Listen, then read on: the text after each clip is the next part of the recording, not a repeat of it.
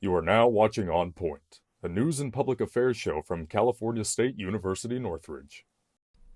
Hello and welcome to On Point. I'm your host, Soto. Our planet's climate is ever changing. Landscapes are continuously shifting and sea levels are rising. We are experiencing one climate phenomenon after another, often in the form of extreme weather events.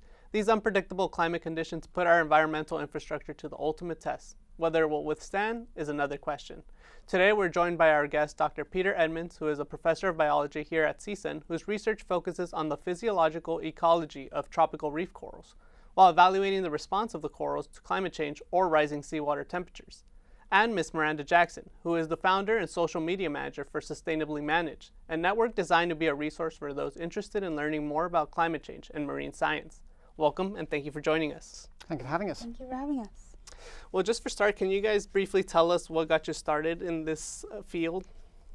I watched Jacques Cousteau when I was a child and became motivated for marine biology, and here I am. It's been a burning passion. Miranda? Yeah, I was an environmental science student at the University of Florida, and then when I moved to Los Angeles, I got interested in the film industry and started my own channel with my best friend. All right, and just, getting right into it, where do you guys think we are today in climate change and today's problems? I think we're in a bit of a pickle. I think the climate change has crept up, and tomorrow is here today, and it's having all kinds of really bad effects. I think we've made some progress in the younger generation, specifically just because social media has really allowed for people to learn about climate change in a different way that's not just through schools. But I think we are very far behind in the action that we need to be taking. Right. Dr. Peter Edmunds, I heard you say these bad effects. Could you elaborate a little more on that? There's very many of them. We're seeing one in California right now with the atmospheric rivers, which is an unexpected and severe rainstorm, but throughout the world we see similar random weird things: rising seawater temperatures, extreme storms, extreme conditions of all kinds that crop up more frequently and more severely. Miranda, would you like to elaborate a little more? Yeah, I think it's also seen, I know with my marine biology research that I've done, I was researching for a little side project. I was helping a veterinary student with the effects of climate change on sea stars, and we saw a lot of issues with the sea stars and their response to climate change, and I think we can see that a lot happening in our oceans but also on land. And moving on with that, what do you guys think needs to change? In other words, would it be a personal problem where it's up to every individual, or do you think it's up to the policy makers? I think it needs to happen at all levels. I think we need to make sure that our policymakers make right environmentally sound decisions, and I think individual citizens can all make individual choices that will make the world a better place. So right across the board. Yeah, and I agree with that. And I think different responsibilities fall on different people. So I think it's up to the individual to know how their individual actions affect the climate and how their individual actions can help the climate. But then it's also on policymakers to take that information that we're all given and do something about it through policy. And I don't think we're doing that yet. Right. I know when speaking about climate change, we usually think it's the end of everything, right? But sometimes we're facing these problems right now, a lot of public health issues. What do you think is affecting the general public that needs to cause this uproar of concern? I think climate change affects people in a lot of ways that they don't think it does. And I've actually learned a lot about that while working in film.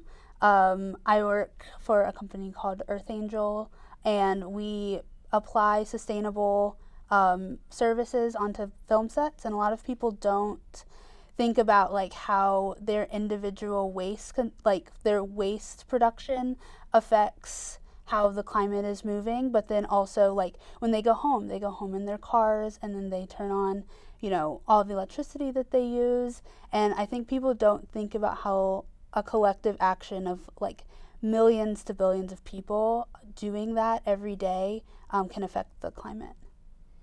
Right. And I think the interesting thing is climate change seemed to be a distant concept. And now, like I said, it's here now. People can't continue to live in the locations they continue to live in. Their homes are being destroyed by hurricanes and you can't afford to rebuild them, and you go snorkeling in the environment and your favorite system is dead and people are left wondering, well, why is that the case? And those are the signs of climate change right now. Right, and I mean, we take a look at those signs, right, and it's almost clear as day, but there's still some skepticism. What is it about that skepticism that attracts people to think, oh, no, it can't be happening? A lot of the skepticism is because I think climate change is like an old newsprint photograph. When you put it close to your face, all you see is dots, and you can dispute individual dots, but when you hold it at arm's length, it's a very compelling image. And I think that's where climate change sort of issues lose ground, because it's easy to see different dots, but the whole picture is very compelling. Miranda? Yeah, and I think it's also due to misinformation. I think a lot of people like to make assumptions that they understand how certain systems in our environment work because it's how they understand the systems working, and that can fuel people to have these beliefs that may not actually be within reality.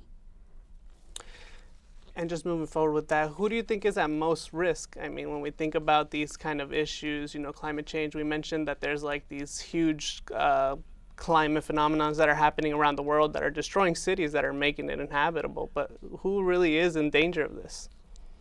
It's definitely like lower income families, the unhoused for sure. When these like disastrous weather patterns and conditions are happening, people who don't have houses to take shelter in are just up to whatever nature has for them. And it's also the people who rely on getting to work every day and making an income by not being in their house. When you have to go and brave those conditions, like I've seen a ton of videos about people, trying to drive through floods and those kinds of things, and those people are really affected by that. Thank you for that, Miranda. Our reporter Sean Frederick spoke with CSUN professor and environmental scientist Karen Sonskin to learn more about California's current drought status and how we plan to maintain water for the future. California has been in the midst of a drought for many years now. Karen Sonskin, a water retention expert at California State University Northridge, says that the precipitation we received earlier this year may have helped combat the drought. What this has done, it has brought the state out of that exceptional drought category. And so we still have some portions that are absolutely below normal precipitation. Snow-capped mountains, wet soil, and water runoffs are certainly a good sign. There are many ways to reduce water use every day. Using less water in the bathroom or taking a shorter shower will have a huge impact, but outdoor water use is even more impactful. Most of our water use at home is outside. Our outdoor water use far overwhelms what we use indoor. Grass in Southern California and the constant use of sprinklers will raise one's water use drastically. Having drought-tolerant plants that are native to your area is an effective way to help reservoirs maintain proper water levels during the hotter months of the year. Although most of California is out of the exceptional drought territory, maintaining proper water retention practices can help save the state as well as use some money. California is expected to have more rain over the coming months, which will push back the drought even more. From Tarzana, I'm Sean Frederick. Thank you, Sean. When we return, we will talk more with our guests about the dangers of a warming climate and the signs that are all around us. You're watching On Point.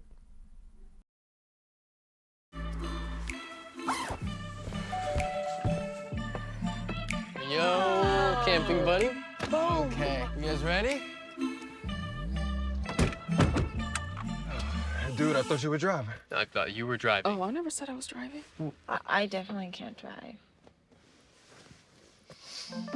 Okay. If you're high, just don't drive. It's illegal everywhere. If you feel different, you drive different.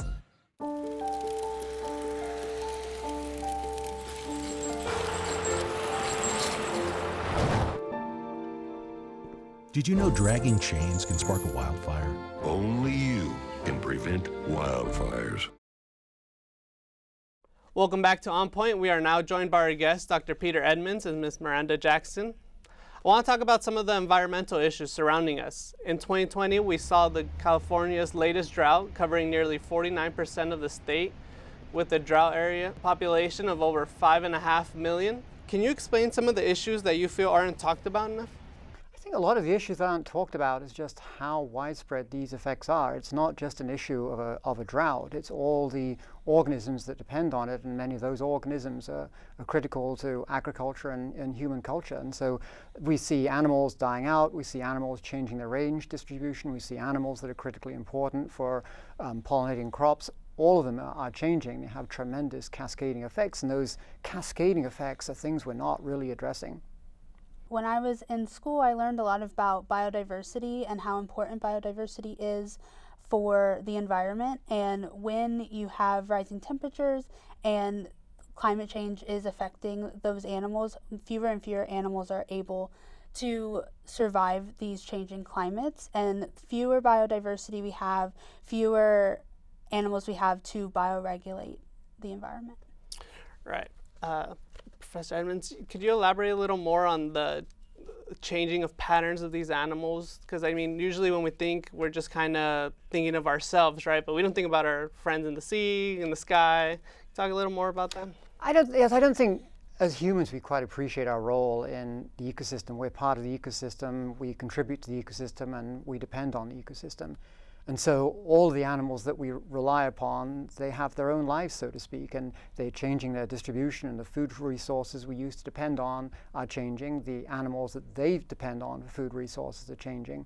And so it's this sort of incredible complex web that is changing around us. And I think that is also why it's difficult to accurately convey the message of climate change. It's not just a single message of animals are dying out. Some are dying out, some are replacing them. We might not like those that are replacing them. What do you think is some initiatives that people could take to get started into this growing issue? Yeah, I mean, I definitely think if you're, I mean, at any age, but especially younger generations can learn from social media. There's so many resources now that are just being put out every day on TikTok and on Instagram. That's one of the reasons why I started Sustainably Managed, was to show people how sustainability and climate change show up in their everyday lives and what they can do. Really learning, whether it's through social media, books, media, whatever it is a great place to start. I might actually take a slightly different tune. I almost feel the big issue is getting people to buy into environmental optimism. So many bad things have happened, and it's so easy to see the future as very dark. If people are not optimistic, they won't do the right thing. So I almost feel like we want to get people optimistic that you can change things, the future is not yet written, and the actions you take will make a difference. And when speaking of optimism, I mean, it's pretty hard, when there's people telling you, hey, if we don't change something soon, it's, this is all going to be gone. How do you stay optimistic with such a situation that is painted so grim? Because it's like a jigsaw puzzle, and the jigsaw puzzle has just been thrown on the floor, and I'm convinced all the pieces are there, and I think we can put those pieces together, but I don't know how much longer that will last. So I'm optimistic that we can change things. The parts are still there. I see few things that have gone. I see lots of things that have changed distribution and abundances.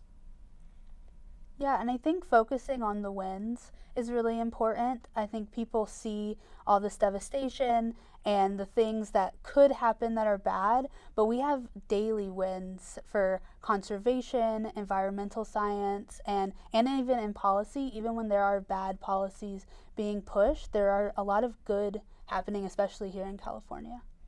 Right. So where are we today? Is it too late? The question everyone's asking? It is not too late. We're getting very close to the proverbial edge, but I think we can still step back from the edge if we start doing things now, and each one of us can do little choices that will sum to big effects, but we're close to that edge. Miranda? Yeah, I feel the exact same way. We're definitely close to a tipping point, but we are at a place where we still can provide actions against what we've already done. And what's a way to get this movement started? I mean, I mentioned earlier, is it up to the individual, these bigger, communities? Who is it up to get these people moving? I mean, activists have been doing a lot of work so far to push for people to to take action in their local communities. I think starting with, voting both in local and federal elections is a great way to get people into the door. But I also think, again, getting into that community-driven work is going to be where a lot of things like that start. I've drunk the Kool-Aid. I'm an educator, and people will protect what they love, they will love what they understand, and they'll understand what they're taught. And so I'm committed to getting young adults out into the environment to make them aware of what it is that they can change and what it is that they're potentially losing. And what do you think it takes to get these people who are the deniers, these people who don't believe maybe what we're talking about? How do you convince them? I think a big part of it is meeting people where they're at, seeing what people believe in and what they don't believe in, and then kind of adding to their understanding of what they already know. So if someone is at a place where, they don't believe in, climate change, but they do believe that we're in a drought, start there and be like, well, what if we fix the drought? Then there's all these other issues that are still there. How can we continue to take action if that one thing you care about is fixed? Professor Edmunds. And I think scientists play a very interesting role in it all. I feel that all I have to sell is the ability to say the truth, as my research shows. But then the challenge is how to convey the facts about the truth without overstepping the mark. And I feel that it's sometimes going a little too far beyond what it is your experiments will say that loses people's confidence in science and scientists. So I see a real challenge for myself, my colleagues, is trying to restore confidence in the scientific process, because that is where the answers lie, but we have to be careful not to overstate what it is that we know right now. And you mentioned the credibility that you have as a scientist. Do you feel like over the years this has kind of gone down in any way, where people may be causing you to get judged or because of what you do? I'm not afraid of being judged, because that is what science is all about. I feel like I should be judged. I should be able to respond to those criticisms. But I think somehow the criticisms are coming from a baser level, that somehow scientists are conspiring to tell the story wrong. And that's so far from the truth, where scientists are motivated, committed people, and we tell the truth, and we expect people to challenge us, and we respond with the science that we see. But it's the concern that somehow there's a conspiracy that does worry me. Miranda, what about you? As a climate activist, do you sometimes feel like you have this big target in your back?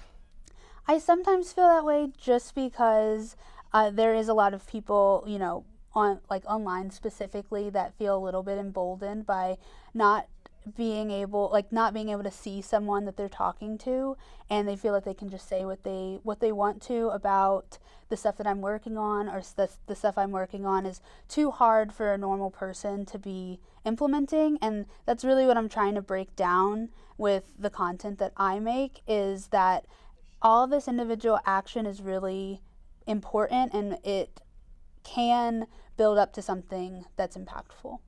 Thank you. Yeah. Our reporter Sean Frederick spoke with Woodland Hills resident Robert Hallag to learn how residents of LA are affected by the recent storms. California continues to experience some of the most intense rain in nearly 2 decades, according to the LA Rainfall Almanac government website. Homeowners throughout the state are experiencing countless issues at their homes. Household gutters, ground drains, roofs, and even people's cars are overwhelmed by the massive amount of rain. Woodland Hills resident Robert Halleck has been experiencing these issues since December 2022. Worse was the water that built up in the yard on the side, several inches deep. A heavy storm battered LA about a couple weeks ago, which left tens of thousands of residents without power for up to 2 days, according to the LA Department of Water and Power. The storm was a pretty violent storm, a lot of wind and a lot of rain. So there were trees down all over the place, and water everywhere, of course, which probably created the blackout that we had. As you drive through the streets of LA County, you will notice homes that require large tarps to prevent water from entering the homeowner's property. For some, there is only so much they can do to prevent the water from entering their home. Cost to repair the inside and outside of people's homes may cost a couple to several thousands of dollars. As the rain continues, many people are having a hard time finding roofers or plumbers to help with leaks inside the home or floods outside the property. Rain is expected to continue for many more weeks. In Woodland Hills, I'm Sean Frederick, CSUN On Point. Thank you, Sean. When we come back, we will be joined by media sociologist Dr. Taehyun Kim with more. When it comes to making plans, you are the best. Remember the best planned 90 minutes of your life? Or that surprise party for your parents' golden anniversary? You get the golden planning. The same way you plan each detail for those moments, start planning to protect you and your loved ones from a natural disaster. Sign up for local weather and emergency alerts. Prepare an emergency kit and make a family communications plan. Protecting your family is the best plan you can make. STEM is everywhere, like here, behind the scenes of The Walking Dead. STEM can create new worlds on and off the screen. The only limit is your imagination. Get inspired at shecanstem.com. Welcome back to On Point. We are joined now by Professor of Journalism here at CSUN, Dr. Taehyun Kim. He is a trained media sociologist with an emphasis on the global warming skeptics disinformation campaign. Professor, welcome. Oh, welcome. Yeah. So just to start, could you kind of give us a brief rundown of what it is you've studied or worked on? Well, as my doctoral research project, I researched on newspaper positions on Kyoto protocols, whether they support or did not support the global warming regulation international protocol, Kyoto protocol. Surprisingly, some newspapers supported the Kyoto protocol more than others. And I look at some kind of like a political ideology and many other factors. All right, so you mentioned political, and I feel like that's a big growing problem here in the States, right? Where we mentioned it's two sides to the coin, right? When in reality, it seems like we're just one planet, one Earth, we should all care. What is it about the skeptics that drives people to this like political division? Yeah, you know, environment is not just environmental issue, it's also health issue and economic issue. And also it's like social justice issue. And many of the political parties and politicians use like climate or global warming as a kind of like a wedge issue and drive their, make their political base stronger and more unified. Right. And what is it about it that makes this argument so attractive to people, that makes them want to believe the world's not ending? Oh, but it's slowly. I mean, we all, that's why I'm wearing this sweater. I mean, t-shirts. Occupy Mars. So sooner or later, this Earth will be not inhabitable, and unless we find sustainable energy, the oil will be drained, and all those population will, overwhelm the Earth. So yeah, and economic, I think it has a lot to do with fear, and then their resources they have, and also very short-term versus long-term risk. And Professor Kim, I mean, you've done a lot of research. I know you've done a lot of research on the Salton Sea specifically. To these issues, who is most susceptible? Like, what kind of people are we looking at? What's the demographic? Yeah, Salton Sea and East Coachella Valley is actually quite tragic, and it's probably most people don't even associate all those tragic consequences of environmental problems. Because when you see Coachella, it's like, oh, Coachella Music Festival, get high. But but in East Coachella Valley is basically highly concentrated with agricultural economics and also migrant workers who supposedly work in a very hot climate. So as the climate gets hotter and hotter, they have to endure such suffocating heat, and sometimes they get sick. And then actually, more than anything else, the really outrageous example is the Salton Sea. Salton Sea is like almost 300 square miles of the lake.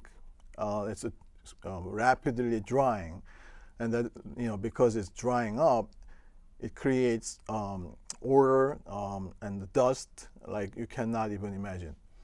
And are these problems like just bad policy, or is it environmental problems where we're looking at natural disasters?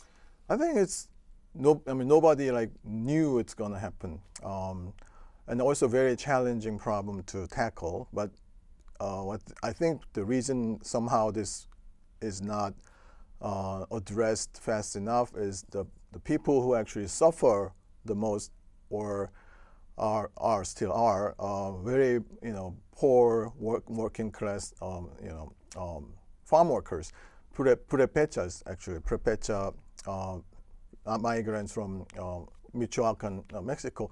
So they actually bear the brunt of this problem. You say that it's not an easy problem to tackle, but where do we start? Well, it's a really costly problem to tackle. Some people think we need to pull the water from the Sea of Mexico and fill up the Salton Sea, or change the Colorado River and make create another huge project to replenish the lake. Or some people say, well, maybe we just kind of cover up the whole Salton Sea. So either way, it's a very difficult, challenging problem. I want to go back to something you mentioned, which I found really interesting, which was talking about Coachella Valley, how it has a high population density of Latinos, specifically from Michoacan, and a lot of the agriculture, which is really important to, us in Los Angeles. So when we think of Coachella Valley, we're like, oh, well, it's not affecting us, but in reality, it is. What do you think is that discrepancy that people don't see the importance of places of like Coachella Valley or the Salton Sea? Well, it's a huge. I mean, it's almost like oasis. They see very well developed golf courses, hotels, and resorts and hot springs. That's what they see, what they think of, and is Coachella. But yeah, there are people who are actually systematically discriminated and underprivileged, in the area. And then actually there is something I think of. I was thinking when I was teaching these courses, but why do CSUN students care, right? It's far away, like 3 hours drive. Then I come up with this, this is actually social cost of carbon, or social cost of climate change. So as we produce more greenhouse gas, the problem gets worse in other part of the country and other parts of the state. So this holistic view is probably what we need to acquire and learn, because every day you drive, gasoline car, or use fossil fuel, you're adding, money into this, or adding the cost of the entire society, and somehow, somebody has to pay for that cost. Thank you, Dr. Kim. Climate change is a story that goes far beyond the lives of any human being. The planet is over 4 billion years old and has seen every walk of life. As we see the changes around us and prepare ourselves for uncertainty, there is one thing that is for certain. There is only one Earth, our Earth. I'd like to thank all of our guests once again for taking the time to talk with us, Dr. Peter Edmunds, Ms. Miranda Jackson, and Dr. Taehyun Kim. I'm Misael for On Point. We'll see you next week.